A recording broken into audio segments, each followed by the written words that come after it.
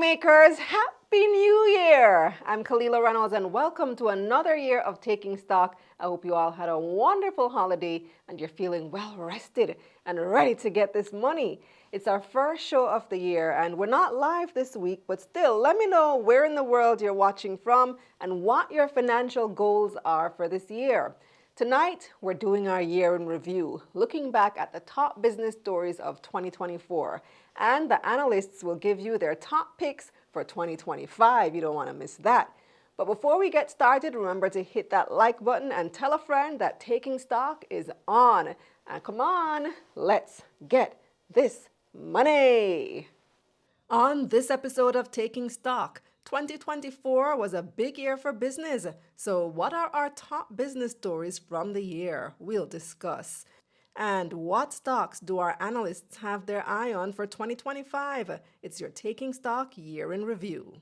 Premium experience is really the best that Money Mission has to offer. Not only do you get to connect with all our money makers and benefit from live mentorship with me, you also get access to all our premium courses, including all the upcoming courses and updates at no additional cost. I'm talking our best-selling Investing for Beginners, Build Your Budget, Debt Do-Over, Money Marketing, and Small Business Systems. After a year in premium, you'll be set on your journey to wealth. You'll have your annual budget done, a plan to pay off your debt done, your first investments done, and if you have a business or are ready to start one, you'll have all your systems in place and a proper marketing plan done. All of that for one low cost. If you were to buy all of these courses separately, plus pay for the basic membership, you'd be paying nearly $5,000 US. But I'm giving it to you for one low annual fee. So, are you ready to accept the mission? Click the button below to get started.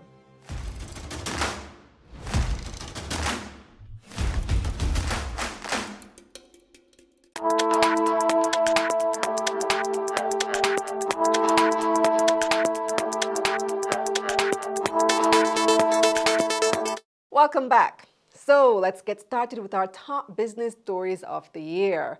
Remember when the government tried to ban ride-sharing apps? It was a chaotic couple of weeks, and it's our number 5 story.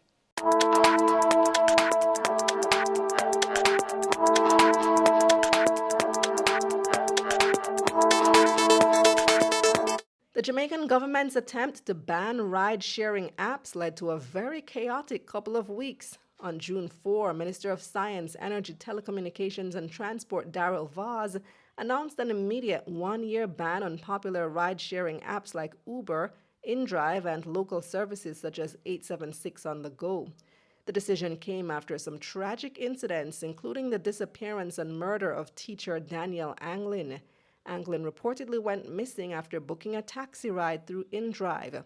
In 2023, 26-year-old Leroy Page, an InDrive driver, also went missing and still has not been found. The government said that these incidents highlighted safety concerns with these apps. Vaz noted that unregulated platforms could allow criminals to exploit the system. There were also issues like unfair pricing, undercutting traditional taxi operators, economic impacts, and even national security concerns. The government argued that the apps operated without clear regulations, which was a big problem. Large international corporations like Uber and InDrive and some local companies were not willingly coming to the table to discuss regulations. But the move sparked a lot of public backlash, with people calling it reactionary to Anglin's death. Local taxi company operators also said it was unfair, especially since some of them had partnered with the government in the past and had clean records. Others pointed out that existing laws didn't cover ride-hailing apps, leading to confusion. The drama was short-lived, though, as telecoms companies Digicel and Flow, who were asked to block access to these apps, said nope. They argued the government didn't have the authority to demand this, and in the end, there was nothing the government could do to force their hands. The attempt was successful in bringing a lot of the reluctant companies to the table to discuss regulating the sector. Now on to number 4. Trinidad and Tobago is no stranger to foreign exchange issues, but the problem definitely got worse in 2024. Trinis really started feeling the pinch when they couldn't even take US dollars out of their own accounts.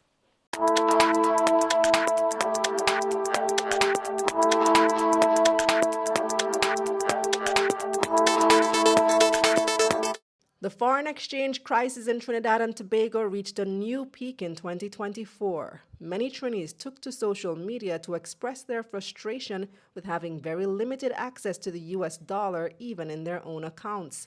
Caribbean economist Marla Ducaran explained on Taking Stock that Trinidad relies heavily on its energy sector to earn foreign currency. But global gas prices have fallen, and so have earnings. Plus, Trinidad is a mature oil provider. Why is production so far down? Is it just inefficiencies, or are you guys running out of these commodities? So that's a good question. In terms of the oil, we are running out of oil, and we have every so often a Ryder Scott analysis that shows that we're going to run out very soon. We do have more natural gas production than we do oil. But yes, we're running out. And increasingly, the oil and gas that is there is more expensive to extract based on how deep, if it's in deep water, etc. And then you also have competition, like Guyana, for example, is the world's, I think, still the world's newest producer of oil. And it's much cheaper, to get the oil from Guyana than it is to invest in the infrastructure to extract oil from Trinidad and Tobago. We are a mature producer. We have been producing oil for over 100 years. So it's running out. So with less money coming in, there's less US currency to go around. This has been a nightmare for businesses which need US dollars to pay for imports like raw materials or stock, but banks can't always meet the demand. According to Ducaran, the shortage is also fueling a growing black market where people pay higher rates to get dollars. The central bank in Trinidad and Tobago is saying, you know what, we're going to control the price and leave it at $6.80 roughly, TT for $1. We're going to control the supply, and guess what happens? You then have a black market. Now, so there is a foreign exchange crisis in that the official market for foreign exchange is very tight. But interestingly, and it was in the press this week, that the black market, you can get almost any amount of US dollars in the black market in Trinidad and Tobago, but you have to pay $7.50, $8, sometimes even more than $8 TT for $1. Even students studying abroad are feeling the pinch. Banks have strict limits on how much Forex they can sell. For many families, this means stress over paying tuition or rent in US dollars. The central bank does inject Forex into the system, but it's not enough to meet everyone's needs. Some businesses have found ways to adapt, like exporting goods to earn foreign currency directly.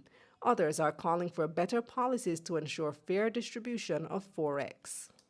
What do you think our number 3 story is? And can you guess number 1? Let me know in the comments. We're going to take a quick break. What? It's in the budget. It's in the budget. It's in the budget.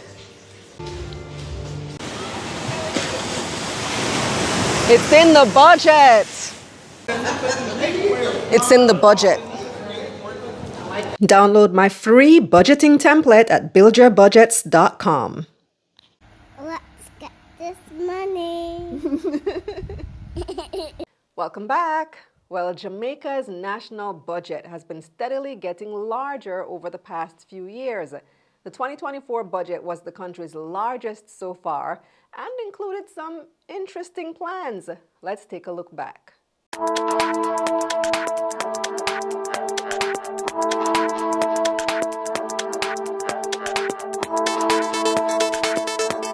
Jamaica's 2024 national budget was the country's largest one yet, with the government explaining how it planned to earn and spend $1.3 trillion within the financial year. The first question most people asked was, where am I going to get the money from? Well, it wasn't from any new taxes. For the seventh consecutive year, the government announced no new taxes. Then Minister of Finance Dr. Nigel Clark announced that the government planned to securitize some of its receivables worth about $45 billion. That means the government planned to pool its outstanding payments and sell them. The opposition said it needed more clarity on the move, but Dr. Clark said the government was still in the process of finalizing the details. The 2024 budget had a number of big announcements, like the reverse income tax credit. Jamaicans who earn under 3 million Jamaican dollars per year and whose taxes are up to date would become eligible for a one-off payment of $20,000. The government estimated that over 641,000 workers could benefit from this initiative. Applications opened in October, and the first round of funds were dispersed in November. The government also announced unemployment insurance. Dr. Clark explains that the government signed a $20 million loan with the World Bank to provide the Ministry of Labor and Social Security with the technical support to implement unemployment insurance. The funds would provide a safety net for Jamaicans who've lost their jobs. Say that unemployment insurance has been a reality for other Caribbean countries for decades, Bahamas and Barbados. Jamaica started the national insurance scheme in the 1960s, and in that debate, when you look at it, the intention was to, do unemployment insurance next, but history took over, so to speak. The unemployment insurance scheme is a contributory scheme in the worst case, and will provide an unemployment benefit that is linked to the person's prior earnings. So I give an example of Barbados and Bahamas to make the point. In Barbados, a person who is newly unemployed will receive 60% of their previous weekly earnings for 26 weeks. That's 6 months. In Bahamas, the person who is newly unemployed will receive 50% of their previous weekly earnings for 13 weeks, which is 3 months. Jamaica will have to choose the parameters that make sense for us. The cost from our feasibility study is about 0.8% to 1.5% of payroll if we simply slap it on as an additional deduction. We would ideally not like to do that. What we'd prefer to do is to consolidate existing deductions into a single social statutory tax, or whatever we decide to call it. And then the funds would be remitted by legislation to the respective agencies, NHT, NIS, HART, etc. There was also some good news for the stock market. The government announced that they plan to increase the share capital limit for junior market companies from $500 million to $750 million. This would allow companies to raise more money on the junior market while still benefiting from the 10-year tax incentive. The 2024 budget was definitely a big one. Jamaicans are holding their breath to see what the 2025 budget will look like under a new finance minister. Favour Williams was appointed finance minister after Dr. Nigel Clark stepped down from the role he held for almost a decade. Dr. Clark took on the role as deputy managing director of the International Monetary Fund in October. So, we've made it to our top two. For the past 4 years, we've heard the words interest rates probably a million times, and most of the time it wasn't good. But we finally got some good news in 2024.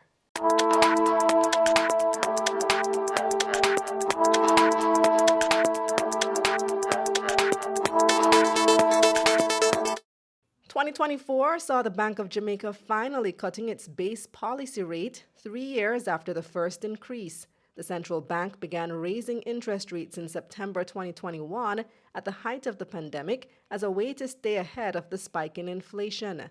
They continued the gradual increase until rates got to 7% in November of 2022, and that's where it stayed until August 2024.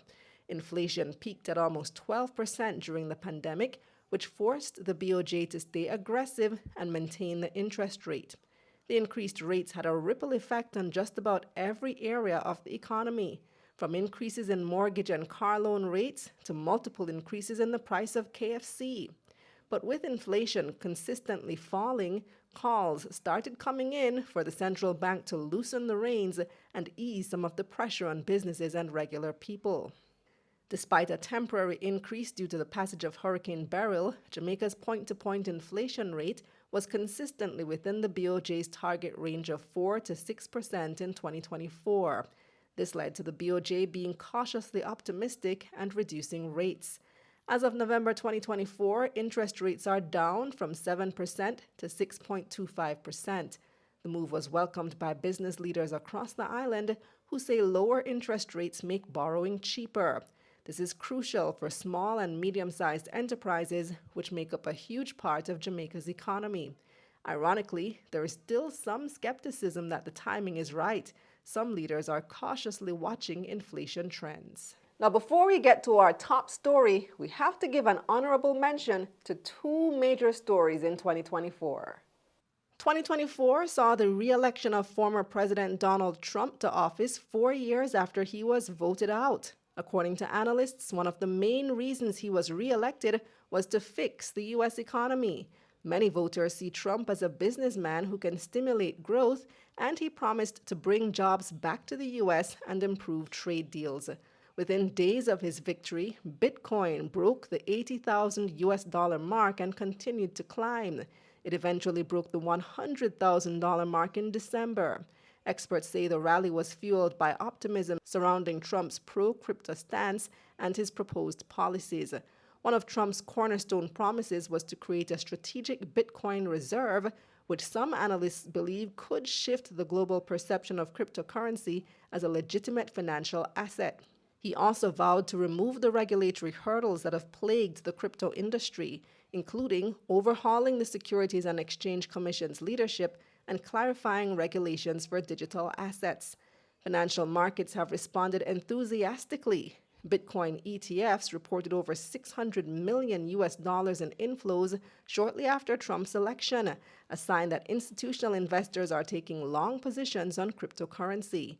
Analysts project that Bitcoin could reach $125,000 by early next year as confidence grows. Time now for our story of the year. Growing up in the Caribbean, we all know natural disasters are part of the deal. But in 2024, the natural disasters, led by Hurricane Beryl, racked up a hefty bill.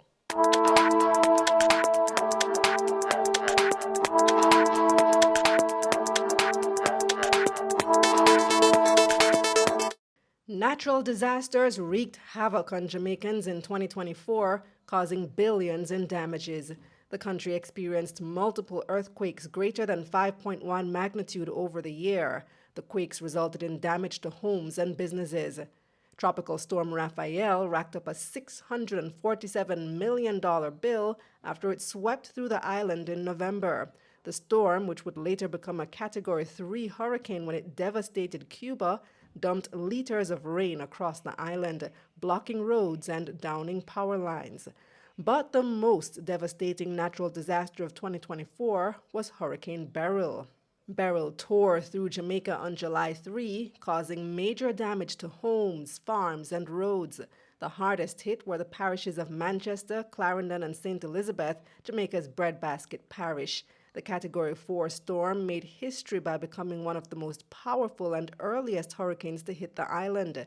With winds over 140 miles per hour, dozens of trees and power lines were damaged, plunging hundreds of Jamaicans into darkness. The Jamaica Public Service struggled to reconnect some of its customers, especially on the western side of the island. It took over 5 weeks for electricity to be fully restored. But it was the agriculture sector that was hit especially hard. According to officials, over 48,000 farmers were affected. Damages totaled almost 5 billion Jamaican dollars. Over 300,000 animals were lost, including poultry and livestock. Fishing communities also suffered, losing gear and boats worth billions. Crops like sweet peppers, tomatoes, and bananas were wiped out, causing prices to skyrocket. Who remembers that infamous $1,000 tomato? Tourism, another pillar of Jamaica's economy, was also hurt, with damaged beaches and closed hotels. Overall, Hurricane Beryl is estimated to have cost the country over $32 billion and resulted in the economy shrinking by almost 3%. So what was your top business story in 2024? Let us know in the comments. And also take our poll question for tonight. Here's your question. Which Jamaican stock do you think will have the biggest comeback in 2025? Here are your options: NCB, iCreate/Kintyre, Palace Amusement, or other. Leave a comment. Let me know. Which Jamaican stock do you think will have the biggest comeback in 2025? You can take that poll on the community section of our YouTube channel or over on X. Up next, we've got your 2024 market recap, and the analysts are standing by with their 2025 picks. Time now for your market recap for the year 2024. The main market was up 3% in 2024, while the junior market lost almost 3%. 134 stocks traded in 2024, 60 stocks made gains, while 67 lost value and 7 stayed the same. Almost 11 billion shares changed hands on the Jamaican dollar market over the year, valued at $83 billion. Now let's see who had the biggest gains. Blue Power Group was 2024's top stock, up 79% to close the year at $4.79. Wigton was the second biggest gainer, up nearly 76%. The company changed its name to Wigton Energy in 2024 and closed the year at $1.39. And Lasco Manufacturing rounded out the year's top stocks, up almost 75%. It started the new year at $7.85. On the losing side now, Edufocal was 2024's biggest loser, down 76%. The price took a nosedive after the stock was suspended. And even though the suspension was later lifted, Edufocal closed the year at just 36 cents. MFS Capital Partners had the second biggest dip in 2024, down 73% to close the year at 52 cents. And CAC 2000 fell 56% to close the year at $2.10. Over on the Trinidad and Tobago Stock Exchange, the composite index fell almost 12% last year. Massey Holdings was the most traded stock. It closed the year at $3.95 TT. Endeavour Holdings was the market's biggest gainer, up 37% in 2024, while LJ Williams B shares lost 66% to close the year at 75 cents TT. U.S. stocks made big gains in 2024. The Dow Jones was up 13%, while the S&P 500 gained 23%, and the Nasdaq outperformed both, up almost 29%. The top stock in the U.S. last year was AppLovin, up a whopping 712%. The mobile tech company helps companies create, monetize, and publish their own apps. On the other hand, global pharmacy group Walgreens Boots Alliance fell 61% last year. The company owns and operates the pharmacy chains Walgreens in the U.S. and Boots in the U.K. At the pumps, gas prices were down last year. 87 fell $13.61, while 90 fell by $10.75. Diesel prices were also down, with regular diesel falling $8.73, while ultra-low sulfur diesel became $8.37 cheaper per liter. In foreign exchange, the Jamaican dollar closed the year at $156.42 for one US dollar. That's $1.19 more than a year before. Meanwhile, the JMD gained almost $8 on the Canadian dollar and $5 on the euro. But the JMD was $1.58 weaker against the British pound in 2024. Finally, on the crypto markets, it was a massive year for Bitcoin, up 125%. Ethereum also had a great year, gaining 62% in 2024. Like the show? No, I mean, do you really like this show? Well, support us by making a donation on Patreon. Your support will go a long way in allowing us to continue creating content like this and keep taking stock free for everyone. Go to patreon.com/Kalila Ray to sign up. The link is in the description. Welcome back. So our analysts have been providing top quality insight all of 2024. What stocks do they have their eyes on for 2025? Let's check in. Yeah, first off, we think the market on a whole is poised to see some improvement in performance in 2025. One of the key drivers that we think can contribute to this is the policy rate changes in Jamaica, because as we've seen, and expect further rate cuts in the US from US policymakers, and we expect that to have an impact on the decisions of the policymakers in Jamaica. Now, as a result of that, there's several names, of course, in the market that are expected to do well. But right now, I'd like to highlight two of them. So two names that I think you can, take an eye on and keep an eye on in 2025 are NCB and Jamaica Brothers Group. So let's take a look at Jamaica Brothers Group first. So with Jamaica Brothers Group, what we've seen recently is that they did a sale of some of their assets in the United States, netted them a gain of $2.3 billion. The idea behind that was to increase efficiency at the company because they expect to save about $1.5 million US a year from the sale.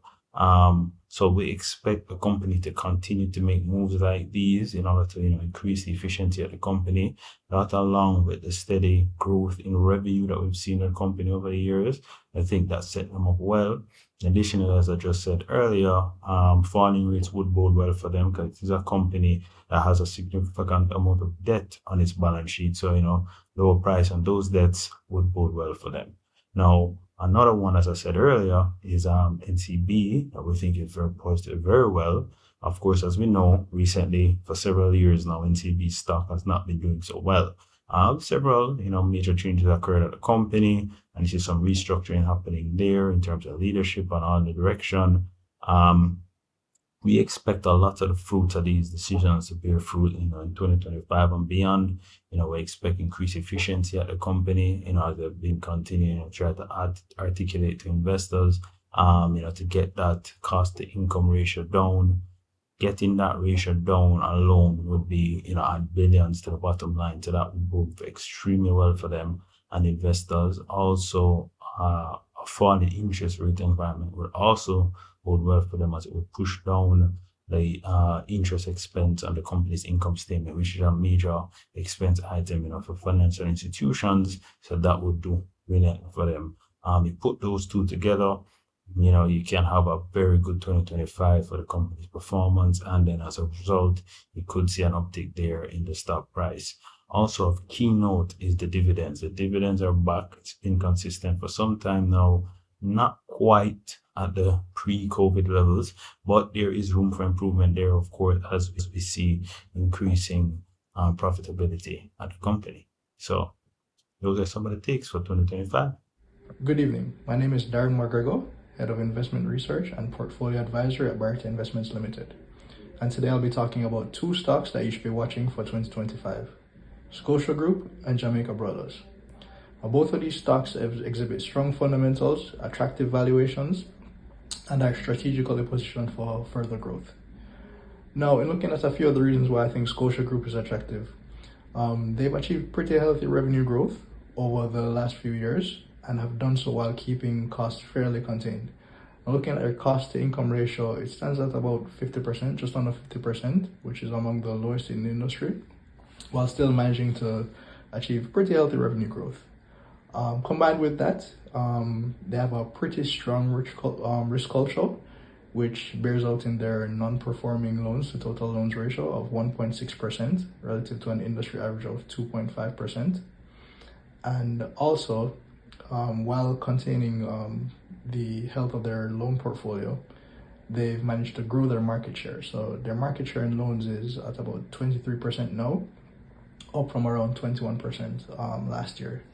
And all of this supports a fairly healthy return on equity of roughly 14.5%, which is fairly commendable looking at where the rest of the industry is at the moment and some of the developments in the industry over the last few years. Right? Now, looking at the stock from a pricing standpoint, the price to earnings ratio is hovering at around 7.88%, which is, from a historical standpoint, on the lower end. I think the last time we were around these levels for the stock was somewhere around 2014,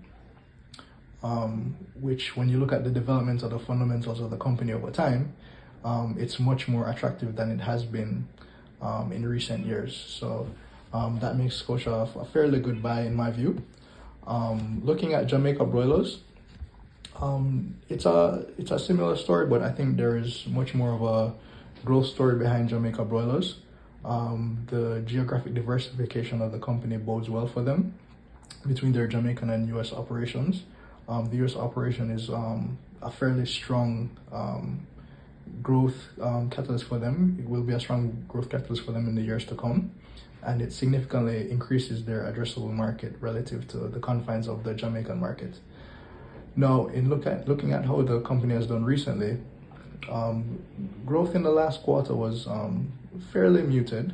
However, tying it back to that strength that comes from the geographic diversification, what you saw was that while the Jamaican market was heavily impacted by Hurricane Beryl, the growth in the U.S. market, helped to bring the company towards an overall growth in revenue for the period, right? And just looking at how the company is run, they've managed the company very well. They've handled the outbreak of avian influenza in the US fairly well, and it doesn't seem like there's any material impact to the company from the outbreak in their US operation. So that lends a lot of confidence to the management of the operation of the company.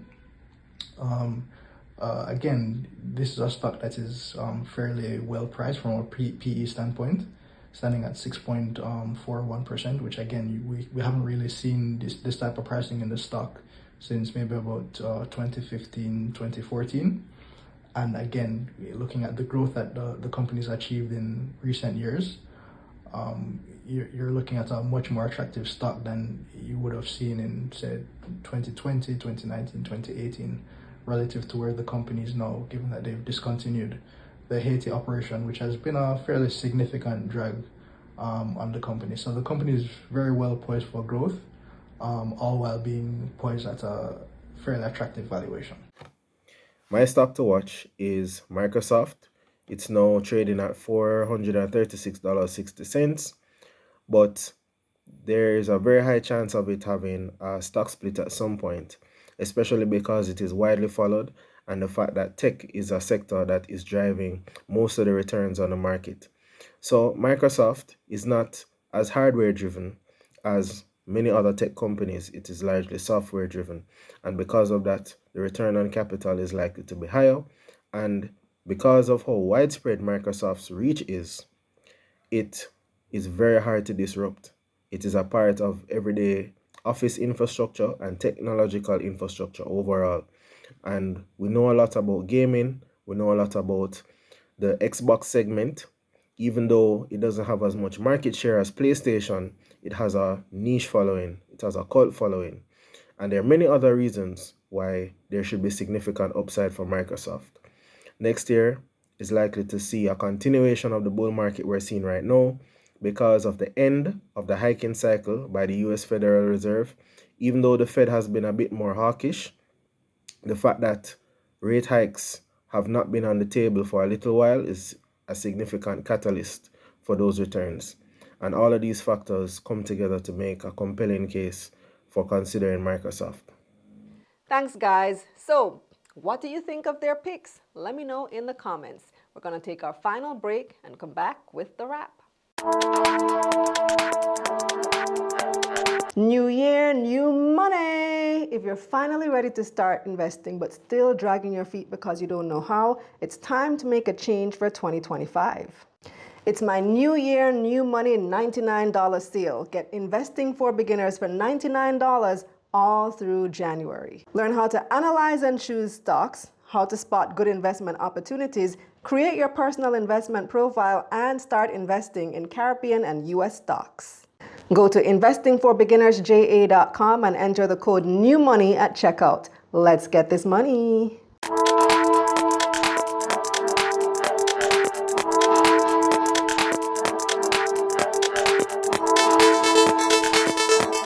Well, that's our Taking Stock Year in Review 2024. Thanks for joining us, and we definitely look forward to an exciting year ahead in stocks, business, and more. Our live shows start next week, so make sure you're subscribed to the channel so you don't miss any of this money news. Like this video, share with a friend, and subscribe to the newsletter at getmoneynews.com. Remember to turn on those post notifications so that you can be the first to see everything when it drops. We want to help people learn more about money so we can all get this money together. Follow me all over social media on Instagram, Twitter, and TikTok at Kalila Ray, and follow at MoneyMediaJA on Instagram. Remember, those are my only accounts. I don't have any backup accounts, so I'm not going to be DMing you, asking you to invest with me. I don't do that. If you want to connect with the analysts this week, check the description box below for their contact information. Now, tell a friend about taking stock, because what? Investing is the new sexy. So let's make it cool to talk about money.